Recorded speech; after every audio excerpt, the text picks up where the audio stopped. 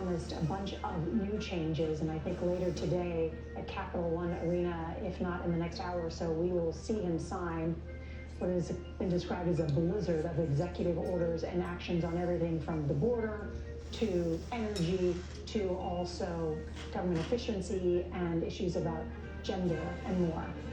Yeah, in the spirit of getting right to it in his second term, the president kind of skipped the inaugural address and jumped right to the State of the Union, listing the promises and plans, which were ambitious, disruptive, and every inch what he was elected by his supporters, his core supporters, to do. But like a State of the Union, you know, the proof will be in the pudding, the proof will be in the doing.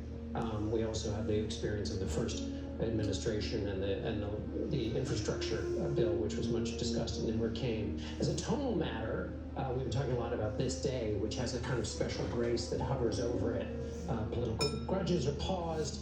Donald Trump benefited from that grace in the ceremony, but as is often the case, he did not feel obliged to extend the same grace or ceremony. He talked at some length about the horrible betrayal of the president who was sitting right over his shoulder, and so the question is, as we've seen before, does he enjoy the benefits of the office, but not the obligations? And I should note one other thing. He took an oath today. He's the only person ever to take the presidential oath who has been accused by the leaders of his party in the House, the Senate, and his own vice president of actively